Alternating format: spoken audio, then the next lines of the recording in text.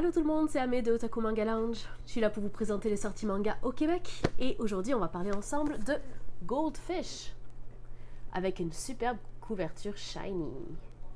Alors Goldfish est un espèce d'hybride entre un shonen puis un kodomo. Qu'est-ce que je veux dire par là? Ce que je veux dire c'est qu'on va retrouver tous les éléments d'un shonen neketsu, aventure, action, magie.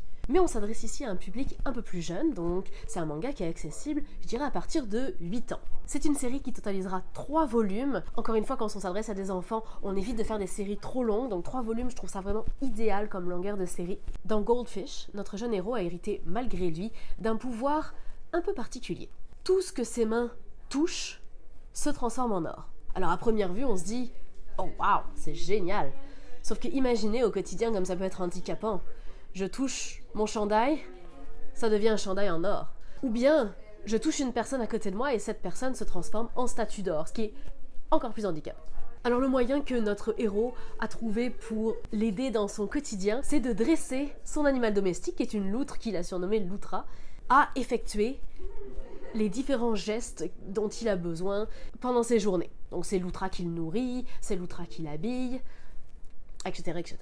Ce pouvoir, malheureusement, a été à l'origine de la plus grande tragédie de sa vie, puisque la première fois où il s'est manifesté, il a involontairement saisi la main de son grand frère, et son grand frère s'est transformé en statue d'or. Et c'est donc à partir de cet incident que l'aventure de notre héros va débuter. Notre héros va donc partir à l'aventure, accompagné de 2 amis, un guérisseur qui maîtrise la magie et une inventeuse génialissime, afin de collectionner des artefacts qui vont lui permettre de rendre son corps de chair et d'eau à son frère. Alors c'est un manga que j'ai trouvé vraiment idéal pour les enfants qui veulent se lancer dans le manga, qui n'ont pas forcément l'âge pour aller vers du shonen. Également, je pense que c'est un manga qui ravira les parents parce que c'est très très safe comme lecture pour votre enfant. Ce sont des belles valeurs qui sont mises en avant ici, dans un cadre vraiment idéal pour les enfants de cet âge. Donc autant au niveau du contenant que du contenu, je trouve que c'est idéal pour débuter le manga pour vos enfants.